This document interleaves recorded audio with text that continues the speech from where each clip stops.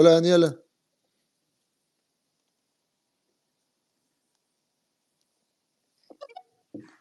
Hola, Hola Daniela. ¿me oye? Sí, sí, o te oímos a ti y a A tu Max perrito. también, lo oyeron a mí y a Max. Ok, qué bien. Qué Sí, emoción, señor presidente, de estar aquí y poder estar charlando con un ejemplo de liderazgo para el continente. Y cuando digo continente me refiero desde ah, del norte, ¿verdad? Hasta la Patagonia, desde la puntica del norte hasta la Patagonia, ya que usted nos está dando un ejemplo de lo que es respetar vida, libertad y propiedad.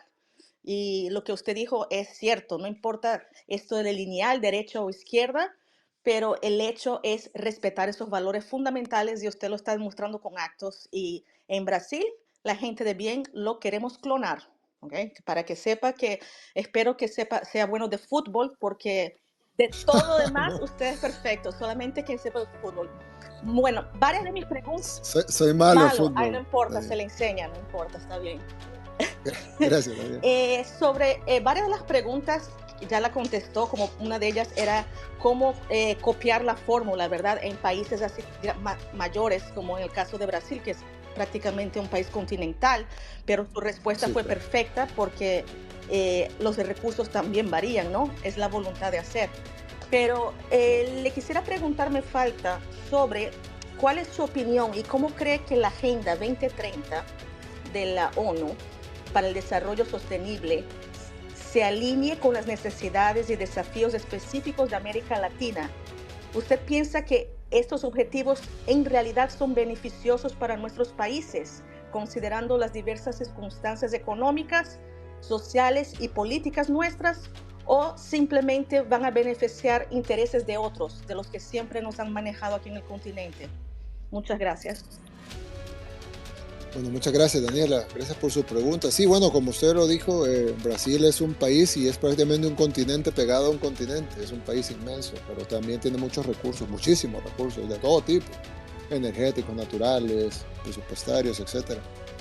Eh, en el tema de la Agenda 2030, pues yo soy muy digamos, sospechoso de este tipo de agendas internacionales, ya sea de la ONU, o del Foro Económico Mundial o de cualquier lugar que provengan y sus intenciones. Hay mucha gente buena en las que trabaja en las Naciones Unidas. Yo he visto gente en el campo, en UNICEF, en etcétera, que tienen muchísimas buenas intenciones y que han entrado ahí a trabajar, así como mucha gente entra a la Cruz Roja o a estas organizaciones que buscan ayudar, están en lugares junto con refugiados o ayudando a personas migrantes o a personas en situación de pobreza o fomentando que hayan alimentos, etcétera.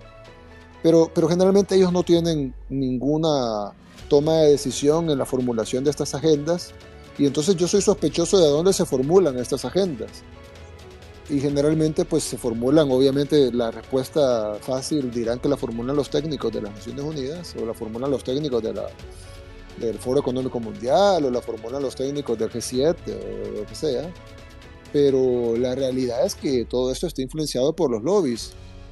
Y luego vamos a quienes pagan los lobistas. Y creo que fue una de las, no sé si la primera o la segunda pregunta que me preguntaban sobre Soros, y esa es una de las personas, pero hay muchos como él que tienen mucho dinero para pagar influencia y para meter sus propias agendas en estas agendas. Entonces creo que cuando hablamos, por ejemplo, de erradicar el hambre, o hablamos, por ejemplo, de que todos tengan acceso a la educación, pues obviamente nadie puede estar en contra de eso. Yo creo que no hay nadie en este space que esté en contra de erradicar el hambre o de que todos los niños tengan acceso a la educación. Pero cuando vemos a detalle algunas de las políticas que supuestamente nos llevarán ahí, vemos que no necesariamente son lo mejor para la humanidad y mucho menos para nuestros pueblos. Así que yo siempre, salvado en lo que dije de la mucha gente buena que trabaja en estas organizaciones, creo que los que diseñan estas agendas o estos programas para nosotros no viven en nuestros países, no viven en nuestra realidad, mucho menos la realidad de la gente más necesitada de nuestros países y probablemente responden más a agendas de los que pagan los lobistas, de los que pagan la influencia, de lo que hablamos al inicio, y debemos de ser muy cuidadosos en que cuando se aplica un proyecto internacional en el país, que se puede hacer, digamos, para que haya más agua potable, más acceso al agua potable, por ejemplo, o si vamos a limpiar los ríos, o vamos a, etcétera, reducir el consumo de plásticos, etcétera, está bien. Pero a la vez hay que ser muy cuidadosos en qué tipo de agendas estamos importando, porque estas agendas todas, sobre todo las que mencioné, están contaminadas con lobbies perversos internacionales que buscan, no buscan el bienestar de nuestra gente, sino que buscan, incluso recuerdo una entrevista donde George Soros se reía de cómo había hecho dinero quebrando un país. Entonces, estas agendas perversas son nocivas para nuestros países y están inmiscuidas o tienen influencia sobre estas otras agendas que tienen algunas cosas buenas, pero hay que poner mucho cuidado en no traer manzanas envenenadas a nuestra población. Eso requiere, pues, ver una por una las políticas. No se puede satanizar todo lo que venga de afuera, pues no podemos estar isolated, ¿cómo se dice en español? No podemos estar aislados del mundo. Somos un país conectado, pues aquí estamos hablando, tú sos de Brasil, aquí estamos en El Salvador, es un mundo conectado, tenemos de tener intercambio cultural, intercambios comerciales, etcétera, turísticos, gente que viene a trabajar, que va a estudiar, etcétera, y debemos de ser países y pueblos abiertos al mundo, pero debemos de tener cuidado cuando estas agendas traen influencia de lobistas que no quieren lo mejor para el mundo, ni lo mejor para la civilización, ni lo mejor para la humanidad, sino que lo que quieren es influenciar con sus... Hay gente que le llama ideologías, yo le llamo intereses perversos y corromper nuestras sociedades. Así que yo soy muy cuidadoso y creo que todos debemos de ser cuidadosos de estas políticas importadas que vienen en paquete para nuestras poblaciones. Bien, vamos a dar la última pregunta porque ya es tarde en algunos países, aquí ya son las 10, pero en la mayoría de ustedes ya son las 11 o las 12. Así que vamos a dar la última pregunta. Quiero ver. Vamos a ver.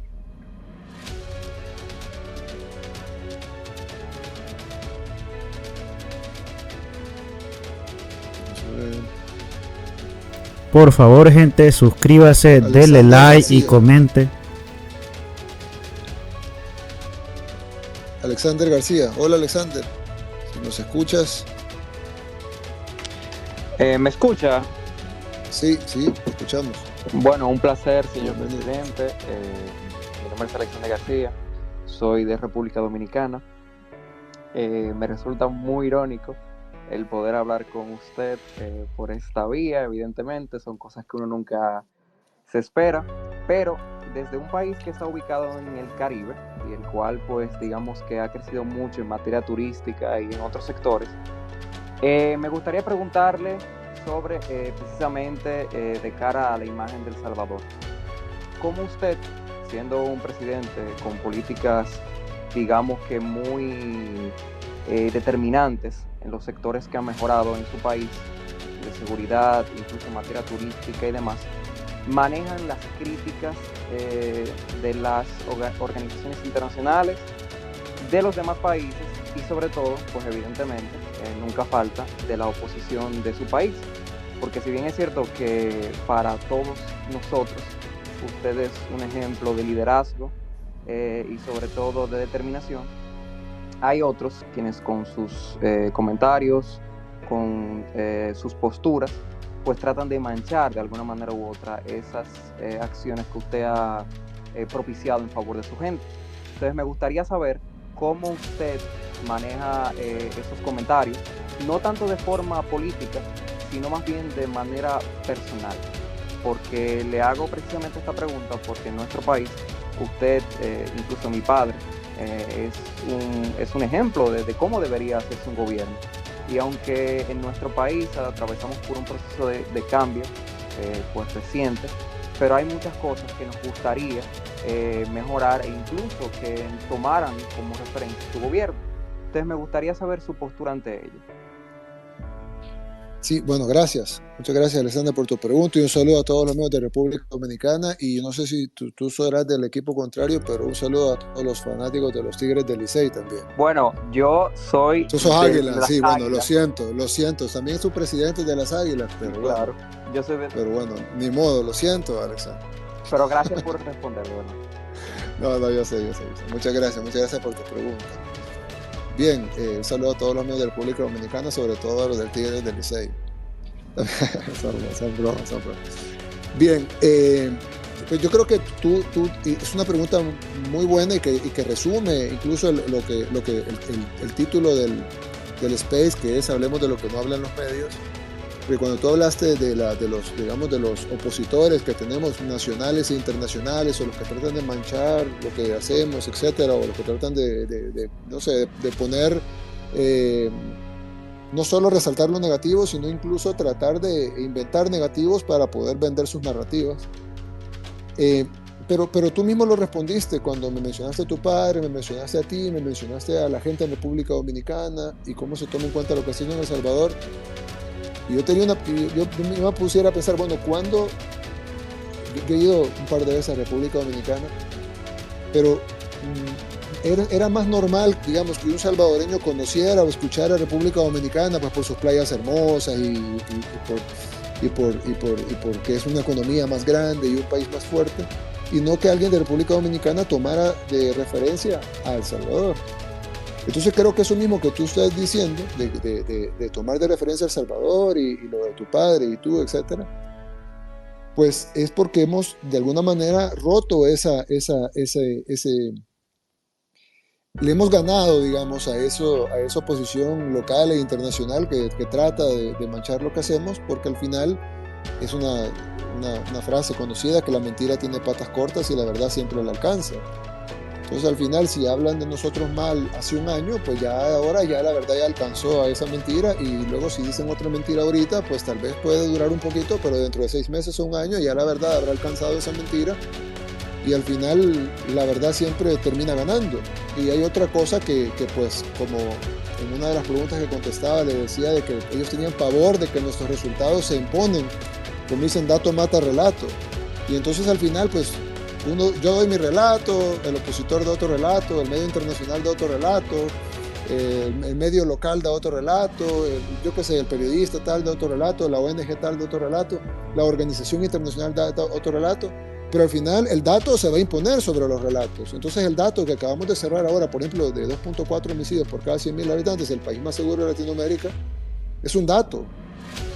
Hay mucha gente que no lo sabe, pero todos los niños en El Salvador, el 100% de niños que estudian en nuestras escuelas públicas tienen una laptop, dada por el gobierno, con conexión a internet. Nosotros, es decir, tenemos la aprobación, y eso lo decimos nosotros, pero también lo dice Gallup, lo dicen las universidades, lo dicen las encuestadoras nacionales y las internacionales, y las de oposición, que tenemos una aprobación por encima del 90%, algunos dicen 93, algunos dicen 91, los que más bajo lo dan nos dicen 85, que no estoy de acuerdo que sea 85, pero hay unos que lo dicen hasta ahí, lo más bajo. Entonces el dato se impone sobre el relato, y al final viene alguien de afuera y le pregunta al taxista, y le pregunta, va al hotel y pregunta en la recepción del hotel, y en un restaurante y le pregunta al mesero en el restaurante, y todo el mundo dice, pero yo en El Salvador escucho que todo está bien. Yo incluso he tenido gente que ha venido de Estados Unidos, por ejemplo, del gobierno de Estados Unidos, a hablar con nosotros, y me dicen, sí, la persona que trabaja en mi casa, ella es de El Salvador y me ha dicho que está contenta con lo que usted está haciendo, pero nosotros no estamos de acuerdo por tal y tal y tal. Y cuando fui a comer al restaurante, el gerente del restaurante salvadoreño, y me dijo esto y esto y esto, pero yo le dije que no estaba de acuerdo. Entonces yo al final le dije, usted que no es salvadoreño, ¿no se ha dado cuenta que todos los salvadoreños que usted conoce le están diciendo que están contentos con lo que está haciendo? Entonces creo que al final nosotros vamos a seguir dando nuestras narrativas, y aquí estamos en este space dando nuestra opinión y dando nuestra versión de las cosas, pero incluso los que puedan oponerse o tratar de controvertir lo que estamos diciendo nosotros, pueden hacerlo, por supuesto, hay libertad de expresión, gracias a Dios, y la libertad de expresión la tenemos nosotros, pero también la tienen ellos.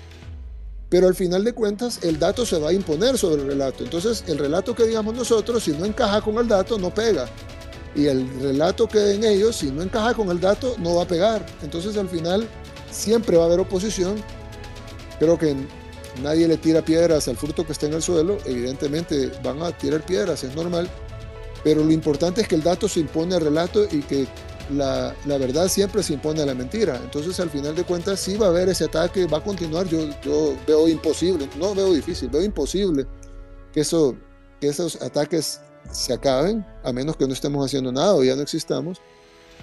Pero mientras estemos haciendo cosas buenas y estemos demostrando que las cosas pueden cambiar, van a haber ataques, pero si seguimos haciendo las cosas y así lo permite,